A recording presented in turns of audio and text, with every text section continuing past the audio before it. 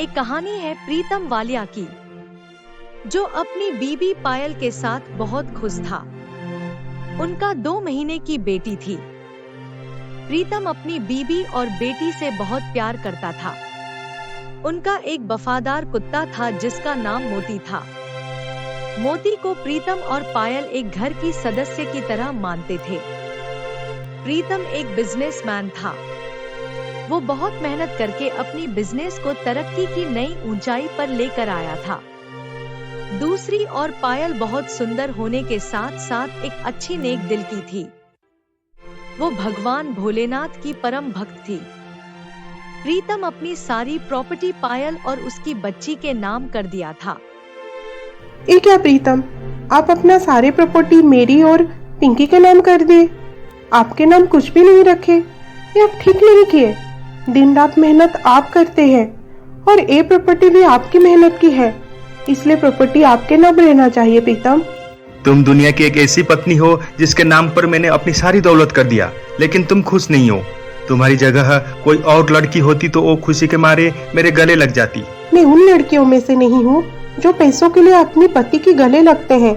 मैं तो गले आपकी प्यार की वजह से लगना चाहती हूँ। मुझे आपकी प्यार चाहिए, आपकी दौलत नहीं।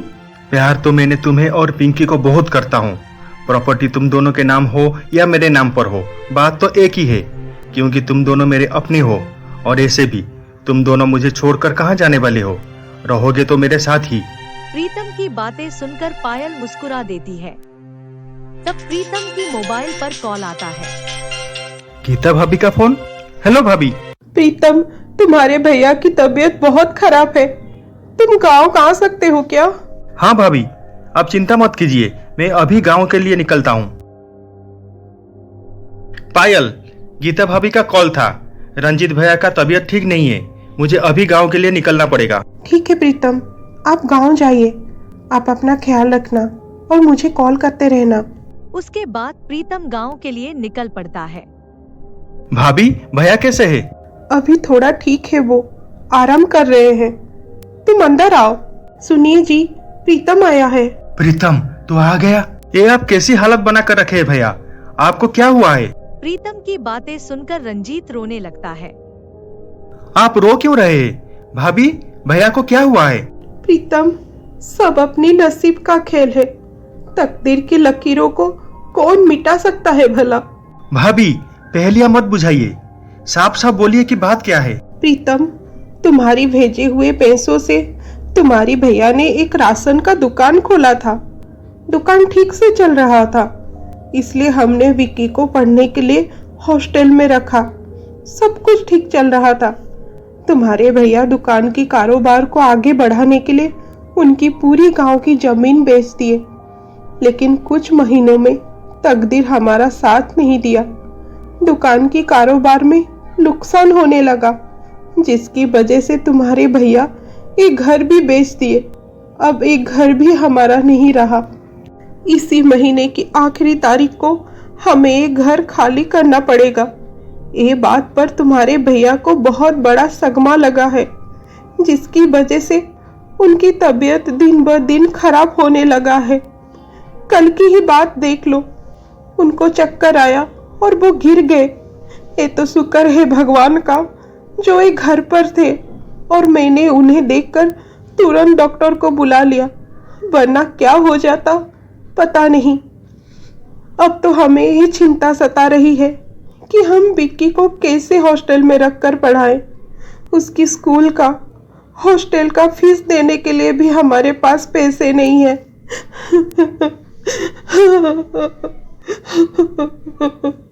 रोइए मत भाभी। भैया, आप लोगों के साथ इतना कुछ हो गया और आप मुझे कुछ नहीं बताए। मैं आपके लिए क्या इतना पराया हो गया था जो आप अपनी दुख में मुझे शामिल नहीं किए? ऐसी बात नहीं है प्रीतम, हम हर समय तुम्हें हमारा तकलीफ बताकर दुख पहुंचाना नहीं चाहते थे। इसमें दुख पहुंचाना कैसे हुआ? एक भाई अपने दूसरे भाई का मदद करने में कैसा दुख? ये आप ठीक नहीं किया भैया। मुझे अपने आप पर गुस्सा आ रहा है कि मैं अपने बिजनेस में इतना खो गया कि आप लोगों का ध्यान नहीं रख पाया, और आपको भी इस सब के बारे में मुझे बताना चाहिए था भैया। गुस्सा मत हो प्रीतम, हमने तुम्हें इसलिए नहीं बताया कि तुम अभी शादीशुदा हो। तुम्हारा भी एक परिवार है, तुम्हारे भी उनके लिए बहुत जिम्मेदारी है। तुम खामोखा क्यों हमारे लिए परेशान होंगे, इसलिए नहीं बताया। इसमें परेशान कैसे? खैर छोड़ो, आपको जो करना था आप वो कर लिए, लेकिन अब जो मैं कहूंगा आपको वही करना होगा। आप दोनों कल सुबह मेरे साथ शहर जाएंगे। अब से आप दोनों मेरे साथ मेरे घर पे रहेंगे। भैया, आप मेरे ऑफिस में मेरे साथ काम करेंगे। और रही विकी की बात, मैं उसे पढ़ाई के लिए हर महीने पैसा भेजूंगा। उसकी पढ़ाई में कुछ भी नुकसान नहीं होगा। नहीं प्रीतम, नहीं, हम शहर नहीं जाएंगे। वहाँ पायल होगी, वो तुम्हारे साथ अकेली रहती आ रही है। उसे हम दोनों का वहाँ रहना शायद अच्छा नहीं लगेगा। तुम दोनों की प्राइवेसी चली जाएगी, इसलिए हम शहर नहीं जाएंगे। हमें हमारी हालत पर छोड़ दो। तुम मुसीबत के समय हमारे पास आए, इतना ही हमारे लिए काफी है। भाभी, आप पायल को अच्छी तरह से नहीं जानती। वो बहुत अच्छी है।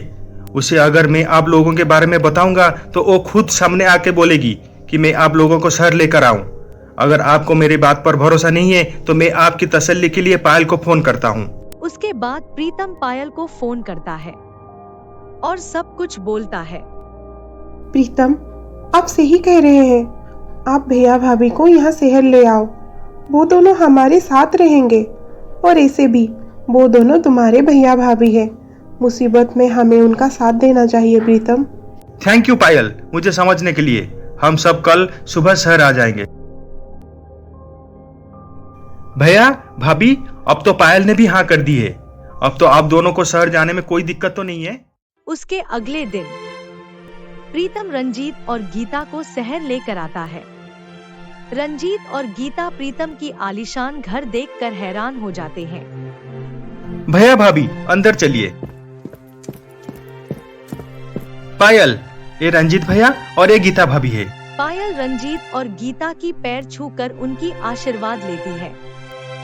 आइए भैया भाभी, मैं आपको आपका कमरा दिखाती हूँ। ये रहा आपका कमरा।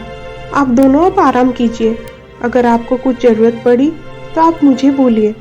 ठीक है पायल, तुम्हारी बारे में जैसे सुना था, तुम मुझसे भी ज्यादा बहुत अच्छी हो। अब आप दोनों आराम कीजिए, मैं आपके लिए चाय नाश्ता लेकर आती हूँ। उसके अगले दिन प्रीतम रंजीत को अपने ऑफिस में लेकर जाता है। रंजीत प्रीतम की इतना बड़ा ऑफिस देखकर हैरान हो जाता है। छोटे, तुमने तो अपने मेहनत से इतना बड़ा ऑफिस खड़ा कर दिया है। ये देखकर बहुत खुशी लग रही है। भैया, ये सब आपका प्यार और आशीर्वाद से संभव हो पाया है। चलिए अंदर चलते हैं भैया। भैया, ये रहा आपका कैबिन। आज से आप यहाँ बैठकर काम करेंगे। आपका मैनेजर सुबह सभी आता ही होगा। वो आपको सारा काम समझा देगा। और आपका बगल वाला मेरा कैबिन है। अगर कुछ जरूरत पड़ा तो आप मेरे कैबिन में आ जाइएगा, या तो फिर मुझे बुला दीजिएगा। प्रीतम, मैं तेरा एहसान कैसे चुका पाऊंगा, मुझे समझ में नहीं आ रहा है। तू मेरा चचेरा भाई होकर मेरे लिए, मेरे परिवार के लिए कितना कुछ कर रहा है। ऐसे हालत में अपने साथ छोड़ देते हैं, लेकिन तू हमेशा मेरा साथ देता है। तू भाई नहीं है, तू हमारे लिए फरिश्ता बनकर आया है। भैया, मैं आपको कभी अपना चचेरा भाई नहीं समझा। आप मेरे अपने बड़े भाई हो, और एक भाई के लिए कुछ करना एहसान नहीं होता। आज से हम दोनों मिलकर एक कंपनी संभालेंगे, ठीक है? अब आप यहाँ बैठो, मैं मेरे कैबिन में जाता हूँ। ऐसे ही दिन बीतता जाता है।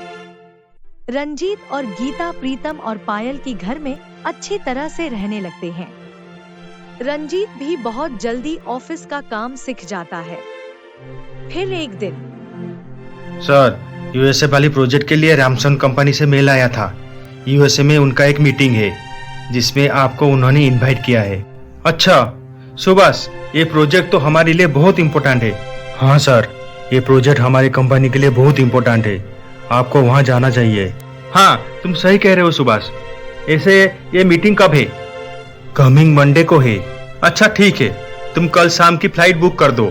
मैं अब घर जाता हूँ, मुझे पायल को भी ये बात बताना होगा। ठीक है सर। भैया, मुझे कल शाम को 15 दिन के लिए यूएसए जाना पड़ेगा। वहाँ एक क्लाइंट मीटिंग है जिसे अटेंड करना बहुत जरूरी है। और भैया, मेरे एब्सेंस में आपको ये 15 दिन कंपनी संभालना होगा। सुभाष भी आपके साथ देगा, आपको कोई तकलीफ नहीं होगा। तो चिंता मत कर छोटे, मैं सब कुछ ठीक से मैनेज कर लूंगा, तू बेफिक्र होकर जा। ठीक है भैया। उसके बाद प्रीतम घर आकर पायल को सब कुछ बताता है। पायल, मेरे एब्सेंस में तुम अपना और पिंकी का ख्याल रखना। प्रीतम, आप क्यों इतनी चिंता करते हैं? मैं अपने आप का और पिंकी का बहुत अच्छी तरह से ख्याल रखूंगी। और ऐसे भी भैया भाभी और शेरू है ना मेरे साथ मेरी ख्याल रखने के लिए। क्यों शेरू, रखेगा ना मेरे ख्याल? देखिए, अब तो शेरू ने भी हाँ कर दिया है, इसलिए आप बेफिक्र होकर यूएसए जाइए। उसके अगले दिन शाम को प्रीतम यूएसए के लिए निकल पड़ता है। ऐसे ही 2 दिन निकल जाता है। यूएसए पहुंचकर प्रीतम पायल को कॉल करता है। हेलो प्रीतम, आप यूएसए पहुंच गए? हाँ पायल, मैं ठीक से यहाँ पहुँच गया। तुम बताओ, तुम और पिंकी कैसे हो? भैया भाभी और शेरू कैसे है? हम सब यहाँ ठीक है प्रीतम। भैया और सुभाष आपके एब्सेंस में कंपनी ठीक से मैनेज कर रहे हैं। आप हम सब की चिंता मत कीजिए। आप वहाँ जिस काम के लिए गए थे वो काम करके जल्दी से बस वापस आ जाइए। मैं और पिंकी आपको बहुत मिस करते हैं। हाँ, मैं भी तुम दोनों को बहुत मिस करता हूँ। काम खत्म करके जल्दी घर आने का ट्राई करूंगा। अच्छा, मैं अब फोन रखता हूँ। Bye bye, take care. किसका फोन था पायल? प्रीतम का फोन था भाभी। वो यूएसए पहुंच गए। लाख लाख शुक्र है भगवान का कि प्रीतम विदेश ठीक से पहुंच गया। पायल, मेरा पहाड़ी वाली शिव मंदिर जाने को बहुत मन कर रहा है।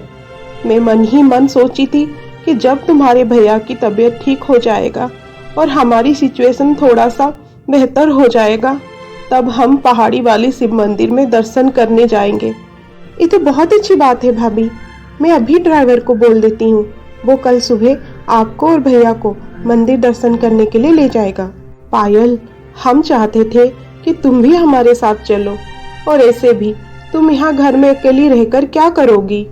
लेकिन भाभी, पिंकी अब बहुत छोटी है, उसे इतनी धूप में पहाड़ी वाली मंदिर लेना क्या ठीक होगा? हम सुबह जल्दी मंदिर के लिए निकल जाएंगे और जल्दी दर्शन करके घर वापस आ जाएंगे। प्लीज चलो ना पायल, हमारे लिए हमें अच्छा लगेगा। अच्छा ठीक है भाभी, मैं भी आपके साथ मंदिर चलूंगी। मैं अभी ड्राइवर को बोल देती हूँ। नहीं पायल, हम सुबह 4 बजे मंदिर के लिए निकल जाएंगे। ऐसे में ड्राइवर को खामोखा क्यों तकलीफ देंगे? उसे 1 दिन की छुट्टी दे देते हैं। कार मैं चला लूंगा। अच्छा ठीक है भैया, जैसे आपकी मर्जी। उसके अगले दिन सुबह 4 बजे सब मंदिर जाने के लिए निकल पड़ते हैं। पायल शेरू को भी ले रही थी। पायल, शेरू वहाँ जाकर क्या करेगा? हम जल्दी जाकर 10-11 बजे तक तो घर वापस आ जाएंगे, इसलिए तुम शेरू को घर में ही रहने दो। ठीक है भैया। शेरू, तुम यहाँ घर में रुको, हम जल्दी जाकर जल्दी घर आ जाएंगे, ठीक है?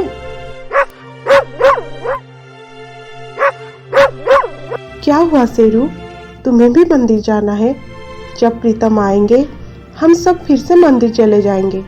अब तुम घर में रहो। मेरे अच्छे बच्चे जिद नहीं करते, ओके? उसके बाद सब मंदिर के लिए निकल जाते हैं।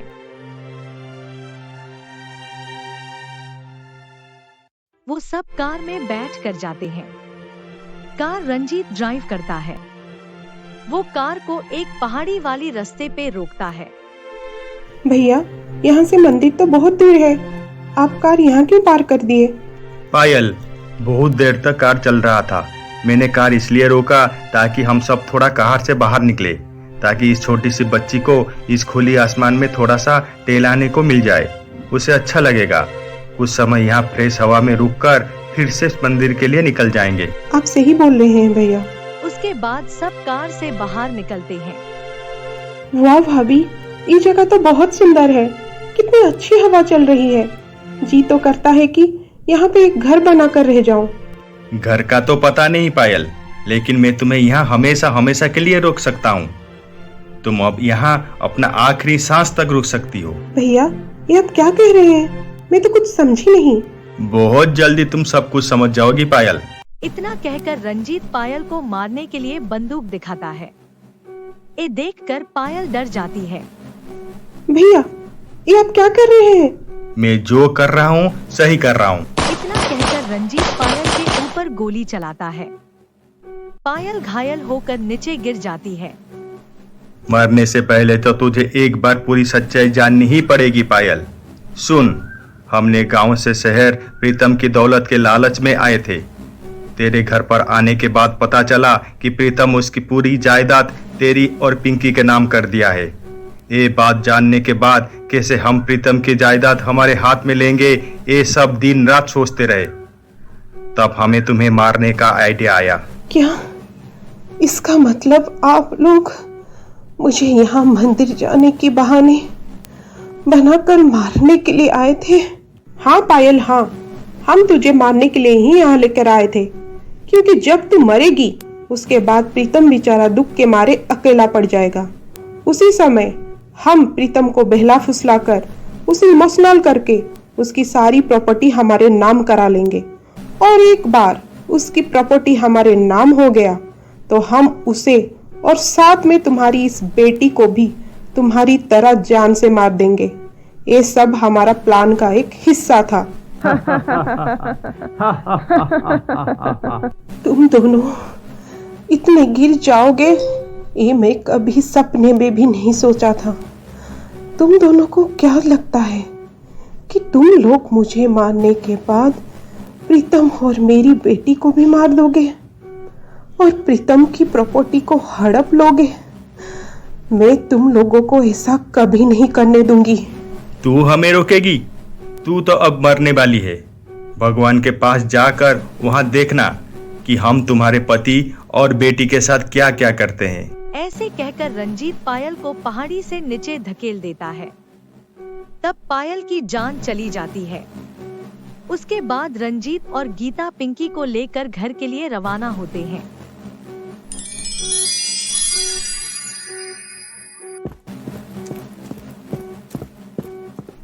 वो दोनों शैतान कहीं मेरी बेटी को कुछ नुकसान ना पहुंचाए। मुझे अभी घर जाना पड़ेगा, लेकिन कैसे? ये तो सड़क आ गया है। मैं किसी गाड़ी से लिफ्ट लेकर घर चली जाती हूँ। उसके बाद पायल वहाँ से गुजरती हुई गाड़ियों से लिफ्ट मांगने लगती है। तब एक कार उसके ऊपर गुजर कर चली जाती है। ये देखकर पायल हैरान हो जाती है। ये कैसे हो सकता है?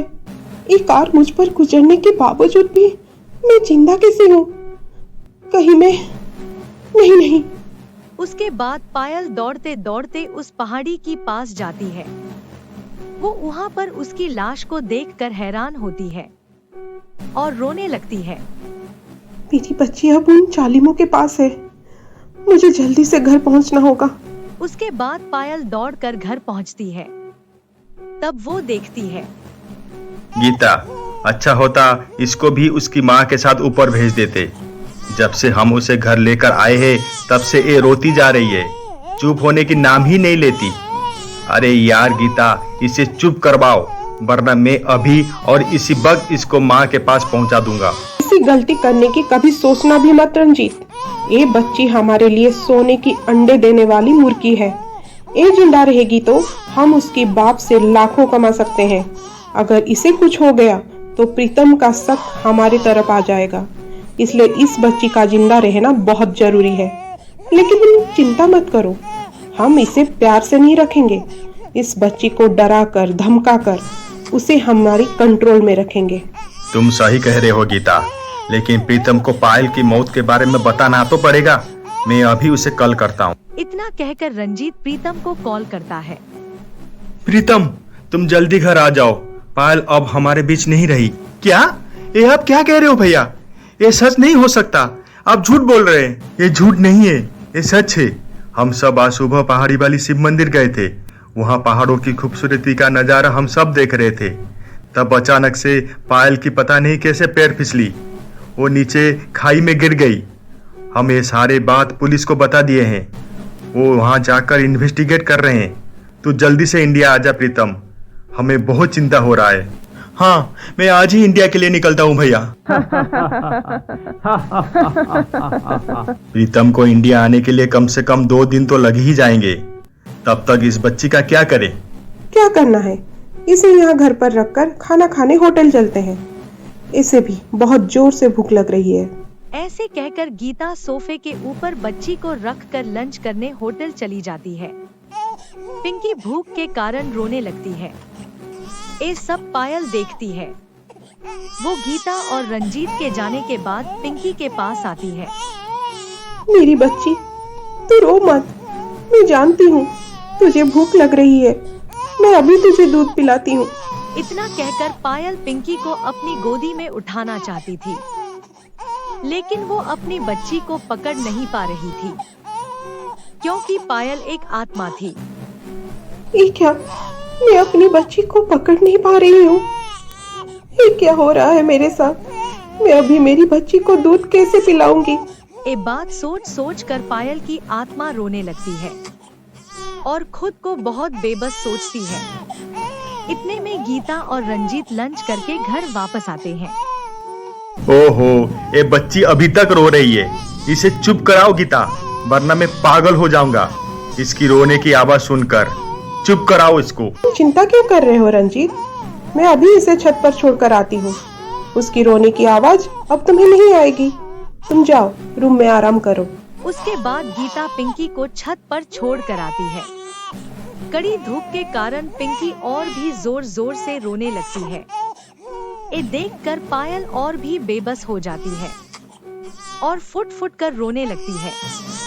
तभी प्रीतम की कुत्ता मोती वहाँ पर आता है। वो पायल की आत्मा को देख पाता था, इसलिए वो उसे देखकर भौंकने लगता है।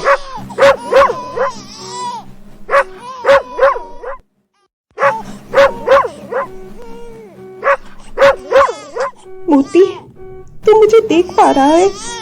देखना, इन जालिमों ने मुझे मारकर पिंकी के साथ क्या कर रहे हैं। इस मासूम को कड़ी धूप में सुला दिए।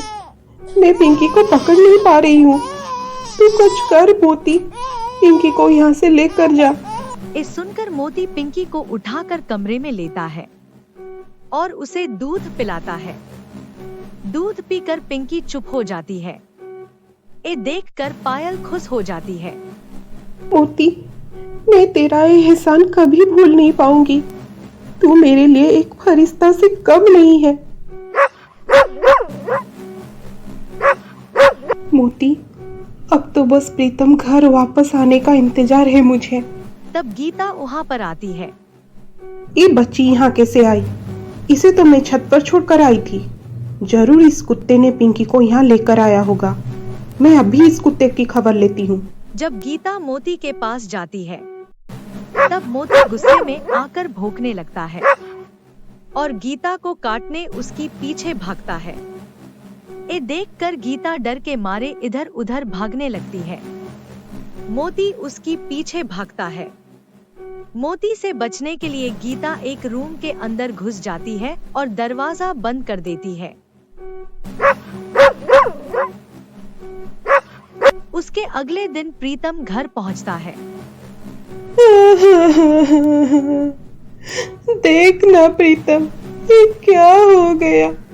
पायल हम सबको छोड़कर हमेशा हमेशा के लिए चली गई। कितनी खुशी से हम सब उस दिन मंदिर जा रहे थे। हमें क्या पता था कि बीच में ऐसा कोई हादसा हो जाएगा। आखिर उसकी उम्र कितनी थी जो भगवान ने उसे अपने पास बुला लिया। गीता की बातें सुनकर प्रीतम फुट फुट कर रोने लगता है। प्रीतम मेरे भाई, अपने आप को संभालो। इस समय रोने का नहीं है, हिम्मत से काम करना है। तुम अगर ऐसे टूट जाओगे तो पिंकी का क्या होगा? तुम उसे माँ और बाप दोनों का प्यार देना होगा। कहाँ है मेरी बच्ची? वो ऊपर तुम्हारी कमरे में है। वो वहाँ पर अकेली है? नहीं, मोती उसके पास है। जब से पायल गई है तब से पिंकी के वो ही हमेशा रहता है। किसी को पिंकी के पास जाने ही नहीं देता। अगर हम उसके पास जाते हैं तो वो हम पर भौंकने लगता है। ये बात सुनकर प्रीतम तुरंत पिंकी के पास जाता है। प्रीतम को देखकर मोती खुश होकर उसके पास जाता है। प्रीतम उसे सहलाता है और पिंकी को अपनी गोदी में लेता है और रोने लगता है। ये सब पायल की आत्मा देखकर दुखी होती है। मत रोइए प्रीतम, सब कुछ ठीक हो जाएगा। अपने आप को संभालिए। प्रीतम पायल को देख नहीं पा रहा था, लेकिन उसे ये महसूस हो रहा था कि कोई तो इस रूम में है। मुझे ऐसा क्यों लग रहा है कि पायल इस रूम में यही कहीं तो है। मैं उसे देख नहीं पा रहा हूँ, लेकिन उसे महसूस करता हूँ। पायल, मैं जानता हूँ कि तुम यहीं कहीं पर हो और मुझे सुन पा रहे हो। मुझे छोड़कर तुम क्यों चली गई पायल? बोलो पायल, बोलो। मैं अब तुम्हारे बिना क्या करूंगा? पिंकी को कैसे संभालूंगा पायल? मैं आपको छोड़कर कहीं नहीं गई हूँ प्रीतम, मैं आपके पास हूँ। सुनो गीता, प्रीतम अब टूट चुका है। अभी सही समय है उसके दुखों पर मरहम देना है। उसको अभी बहुत प्यार से समझाकर हैंडल करना होगा। एक बार प्रीतम की पूरी जायदाद हमारे हाथ में आ जाए, उसके बाद हम उसका और उसकी बच्ची का वही हाल करेंगे जैसे हमने पायल का किए थे। लेकिन तब तक जरा सोच समझकर काम करना पड़ेगा, जिससे प्रीतम को हमारे ऊपर कोई शक ना हो पाए। मैं इन पेपर्स पर प्रीतम का साइन लेने जा रहा हूँ। एक कंपनी का पेपर्स और साथ में घर का भी पेपर्स है। एक बार इन पेपर्स में प्रीतम का साइन हो जाए तो फिर खुशियाँ ही खुशियाँ। प्रीतम की पूरी जायदाद हमारा हो जाएगा। फिर ऐसी हेज करेंगे हम दोनों। ये बात सुनकर पायल गुस्सा हो जाती है। तुम दोनों चाहे कितनी भी कोशिश कर लो, लेकिन मैं तुम दोनों की एक ख्वाहिश कभी पूरी नहीं होने दूंगी। उसके बाद पायल मोती के पास जाती है। मोती, मेरे दोस्त, अब तू ही मेरी मदद कर सकता है। प्रीतम और पिंकी की जान खतरे में है। रंजीत और गीता पेपर्स में उनका साइन लेकर प्रीतम की पूरी जायदाद उनके नाम कराना चाहते हैं, और उसके बाद रंजीत और गीता प्रीतम और पिंकी को मार देना चाहते हैं।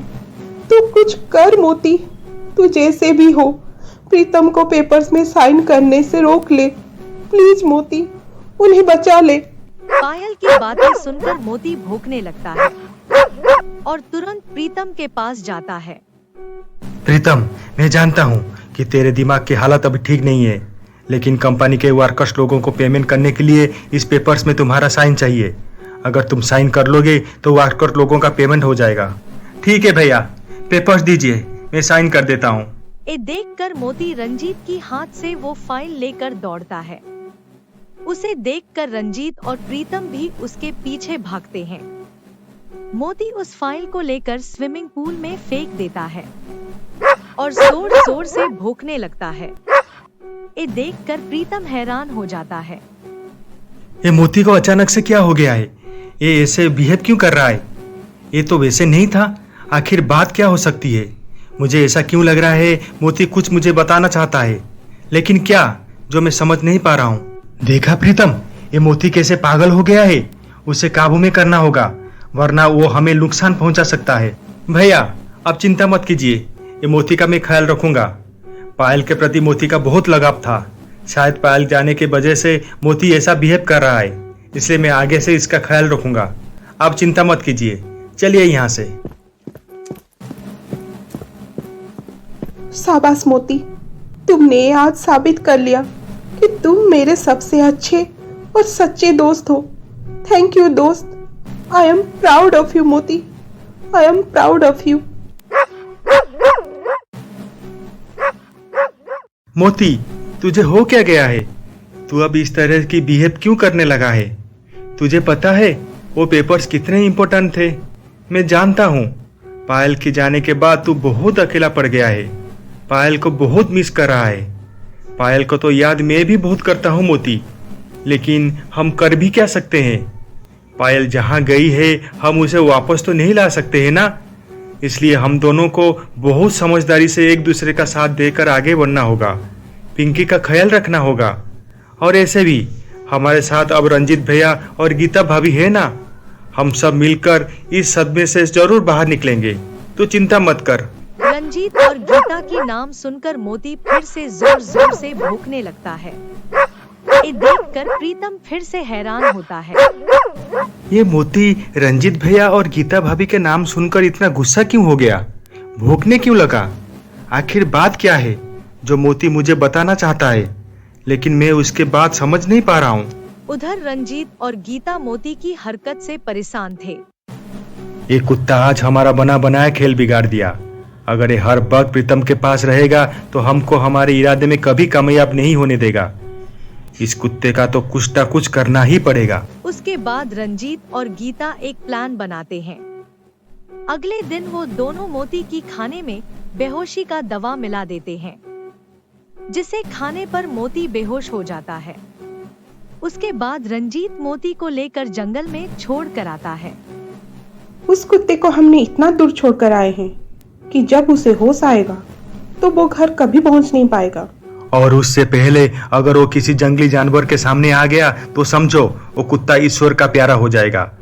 सुनो गीता, मैं जायदाद की नया पेपर्स बना कर लाया हूँ। हमें आज किसी भी तरह उन पेपर्स में प्रीतम का साइन लेना होगा। इस बार कोई गलती नहीं होना चाहिए। उधर पायल की आत्मा मोती का पीछा करते हुए जंगल में पहुंचती है। वो मोती को इस हालत में देखकर परेशान हो जाती है। मोती, आंखें खोल मेरे दोस्त, होश में आ जा मोती, होश में आ जा।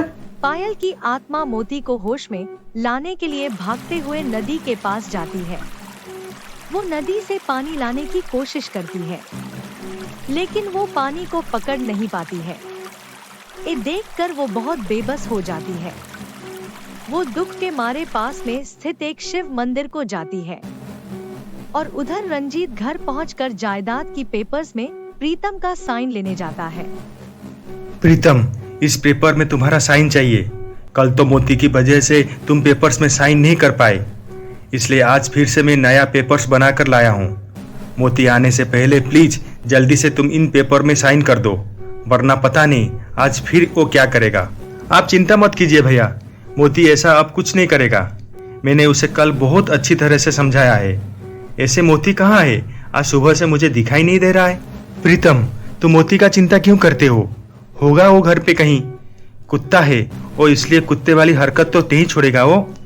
भैया, मोती सिर्फ एक कुत्ता नहीं है, वो इस घर का सदस्य है, इसलिए आज के बाद आप उसे कुत्ता मत बोलिएगा।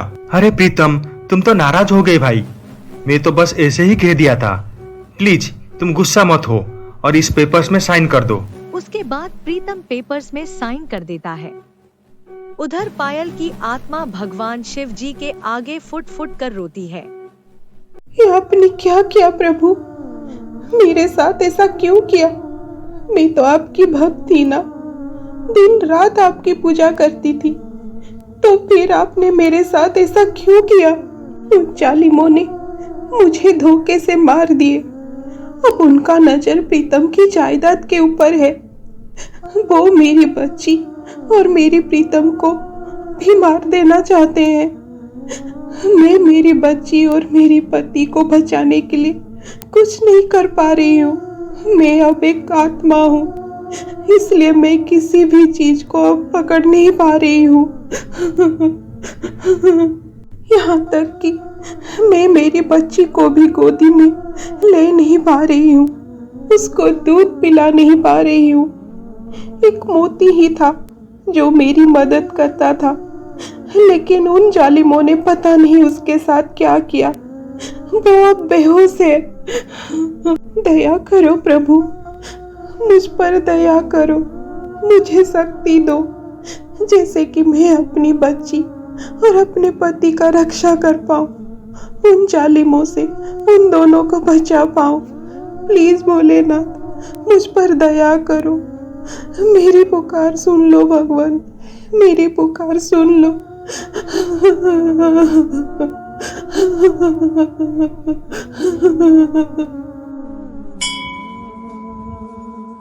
भगवान भोलेनाथ पायल की पुकार सुन लेते हैं। शिवलिंग से एक रोशनी आकर पायल की ऊपर गिरती है। पायल को एक ऊर्जा की महसूस होती है। वो पास में रखी हुई दिया को पकड़ पाती है। ये देखकर पायल खुश हो जाती है। आपका बहुत बहुत शुक्रिया प्रभु, आपने मेरी बात सुन ली। आपका बहुत बहुत धन्यवाद प्रभु, बहुत बहुत धन्यवाद। उसके बाद पायल की आत्मा खुशी मन से मोती के पास जाती है। उसके ऊपर वो पानी छिड़क कर उसे होश में लाती है। मोती, तू ठीक है ना दोस्त? अब समय आ गया है दोस्त, रंजीत और गीता को उनके किए की सजा दिलाने का। मैं अब उनसे हर एक तकलीफ का बदला लूंगी जो उन लोगों ने मुझे और मेरे परिवार को दिया है, तुझे दिया है। मैं उन दोनों को नहीं छोड़ूंगी, कभी नहीं छोड़ूंगी। मोती, अब चल, घर चलते हैं। उसके बाद पायल और मोती घर पहुंचते हैं। वहां वो देखते हैं कि देखो गीता, ये रही प्रीतम की जायदाद की पेपर्स। अब ये मेरे नाम पर हो गया है।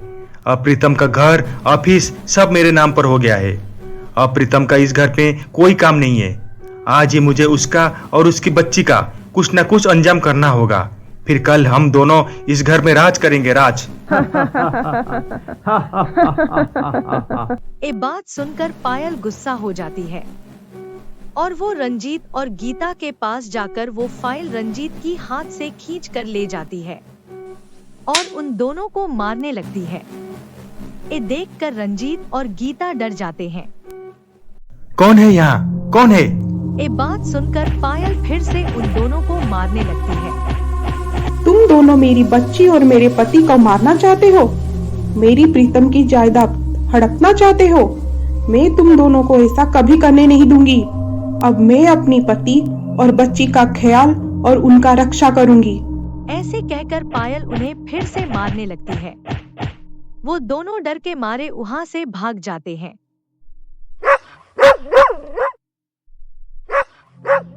रंजीत और गीता दौड़ के जाकर प्रीतम के पास पहुंचते हैं। प्रीतम, हमारे कमरे में कोई है जो हमें दिखाई नहीं देता, लेकिन वो जो भी है हम दोनों के ऊपर हमला कर रहा है। वो अभी हम दोनों को बहुत मारपीट किया है। क्या?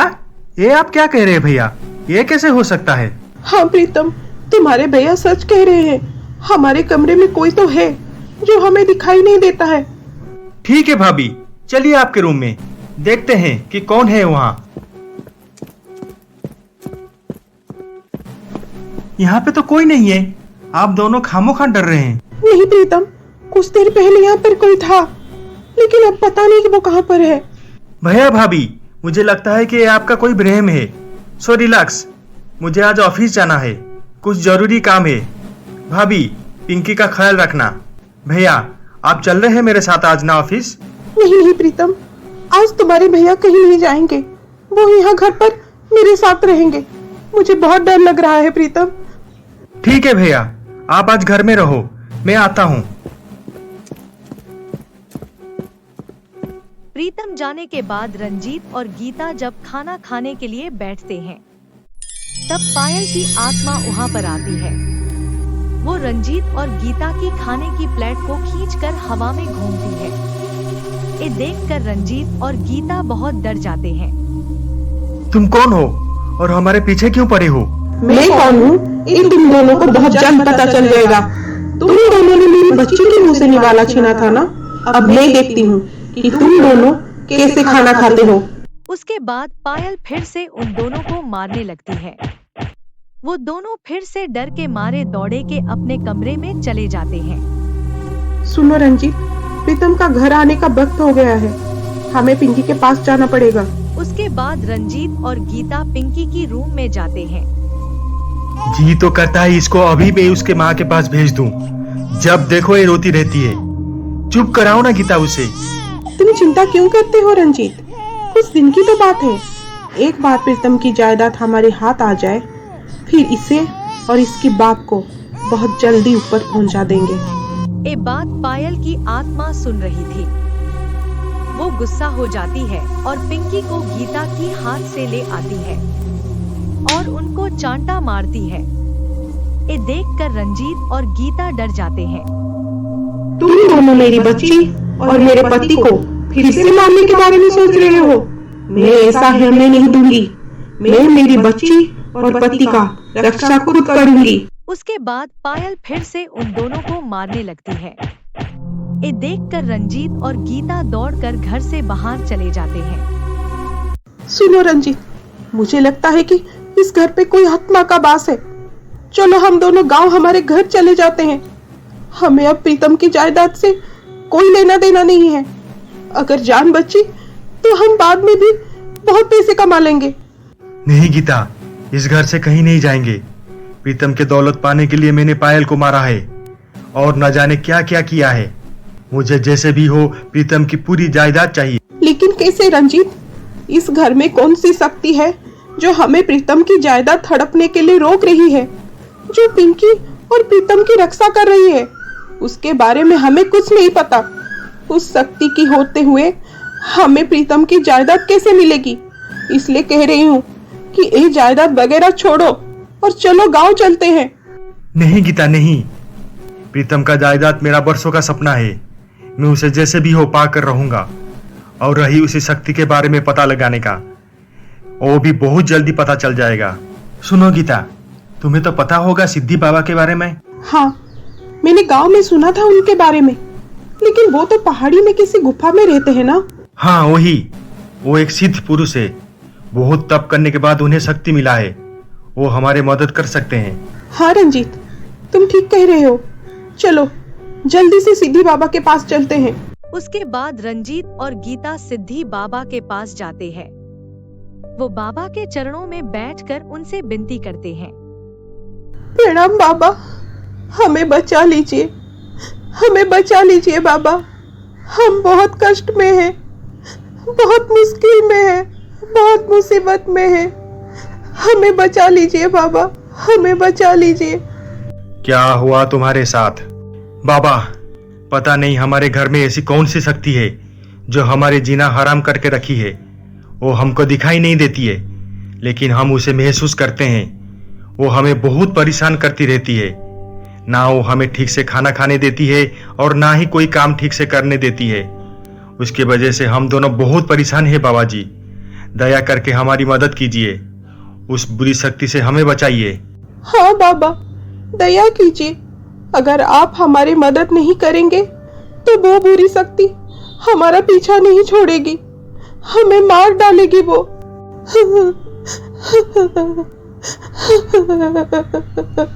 रो मत बेटी। हर बुरी शक्ति से बढ़कर भगवान की शक्ति है। भगवान की शक्ति के आगे किसी का भी शक्ति नहीं चलती। मैं अभी मेरी मंत्र शक्तियों के माध्यम से पता लगाता हूँ कि वो बुरी शक्ति कौन है।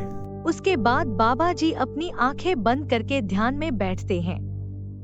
कुछ समय के बाद वो अपनी आंखें खोलते हैं। सुनो बच, तुम्हारे घर में जो बुरी शक्ति रहती है वो एक आत्मा है। आत्मा?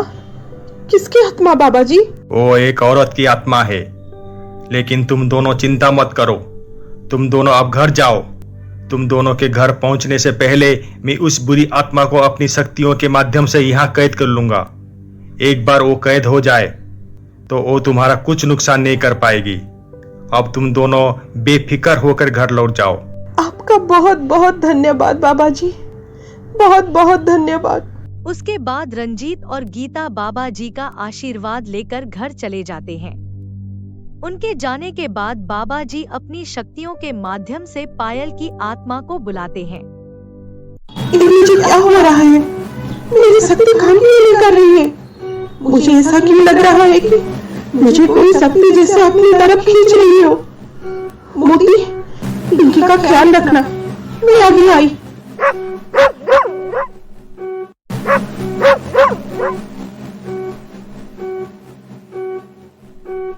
पायल की आत्मा को देखकर बाबा जी उसे कैद कर देते हैं।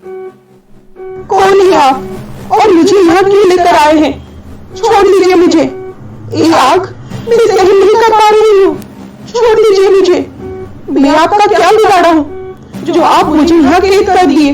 बोलिए, आप मुझसे क्या चाहते हैं? तुम चाहे कितने भी कोशिश कर लो, लेकिन मेरी मंत्र शक्ति के कैद से छूट कर नहीं जा सकती। लेकिन मेरी कसूर क्या है जो आप मुझे यहाँ कैद करके रखा है?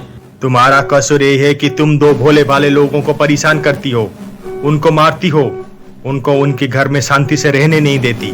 भोले भाले लोग? आप किसकी बात कर रहे हैं बाबा जी? मैं रंजीत और गीता की बात कर रहा हूँ। रंजीत और गीता आपको भोले भाले और अच्छे लोग लगते हैं? हाँ, वो दोनों अच्छे लोग हैं। तुम उन दो मासूमों पर क्यों अत्याचार कर रही हो? क्यों उनके पीछे पड़ी हो? क्यों उनको शांति से उनके घर में रहने नहीं देती? बोलो, वरना मैं तुम्हें अभी और इसी वक्त भस्म कर दूंगा। वो दोनों अच्छे लोग नहीं है बाबा जी, वो दोनों शैतान है, शैतान। वो दोनों के साथ जो कुछ भी हो रहा था वो अपनी किए की सजा भोग रहे थे और उन्हें मैं सजा दे रही थी। लेकिन क्यों?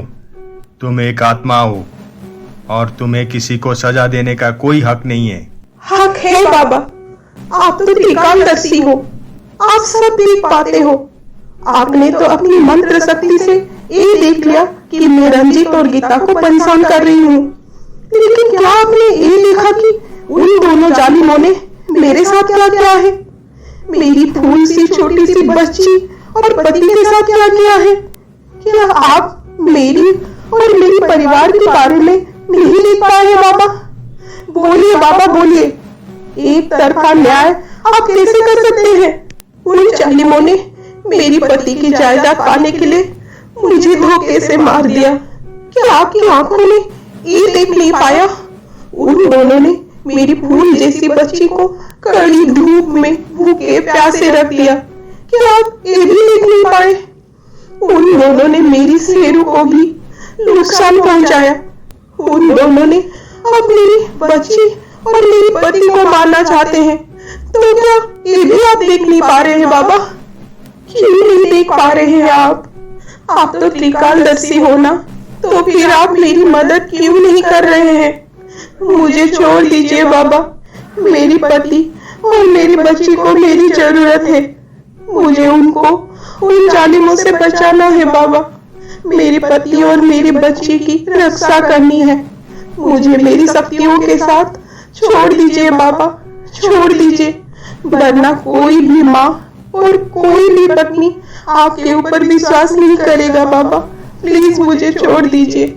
पायल की आत्मा की पुकार सुनकर सिद्धि बाबा ने अपनी आंखें बंद कर लिए और अपनी मंत्र शक्ति से पूरी सच्चाई जान पाए। बेटी, मुझे तू माफ कर दे।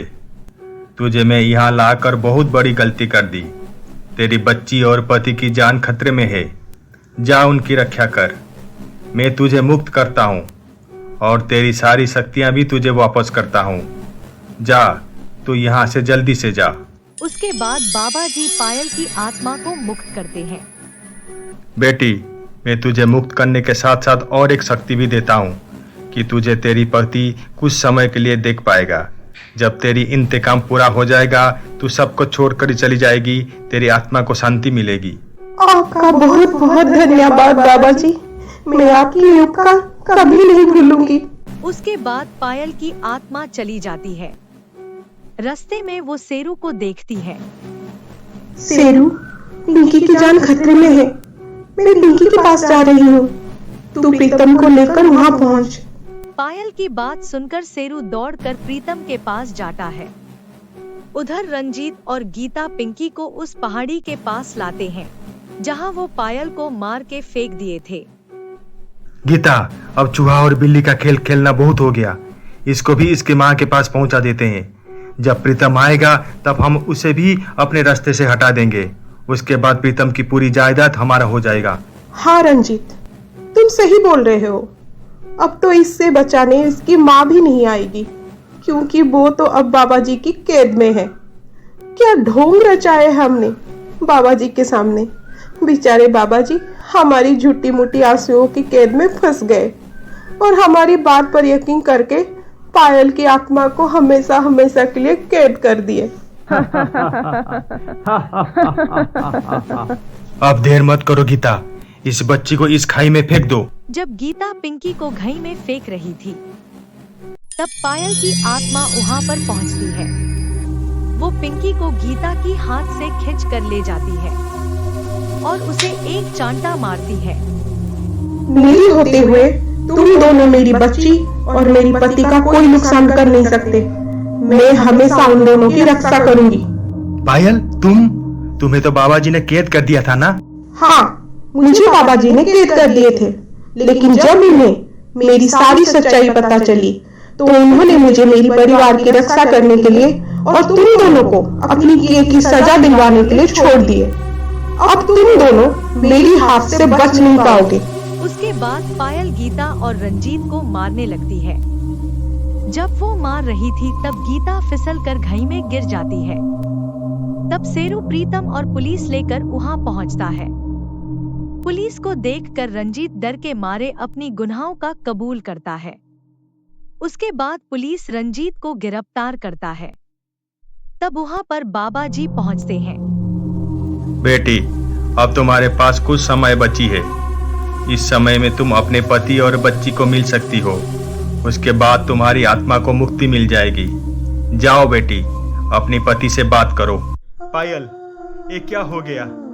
मैं रंजीत भैया के ऊपर भरोसा करके तुम्हें हमेशा हमेशा के लिए खो दिया। अब मैं तुम्हारे बिना कैसे जिंदा रह पाऊंगा? प्रीतम, तुम्हें जिंदा रहना पड़ेगा हमारी पिंकी के लिए। पिंकी का अब इस दुनिया में तुम्हारे अलावा कोई नहीं है। तुम्हें उसे माँ और बाप दोनों का प्यार देना होगा। और ऐसे भी तुम अकेले कहाँ हो? पिंकी और शेरू हमेशा तुम्हारे साथ रहेंगे और मेरी यादें तुम्हें हमेशा हिम्मत देती रहेगी। अपना ख्याल रखना प्रीतम, मेरी जाने का समय हो गया है। उसके बाद बाबा जी का मंत्र शक्ति की बल पर पायल की आत्मा को मुक्ति मिल जाती है।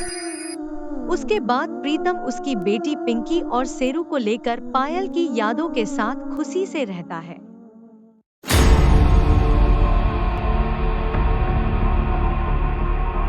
हाय दोस्तों, अगर आपको हमारी वीडियो अच्छी लगी हो तो लाइक एंड सब्सक्राइब करना ना भूलिए। तो चलिए फिर मिलते हैं एक नई दिलचस्प कहानी के साथ। बाय।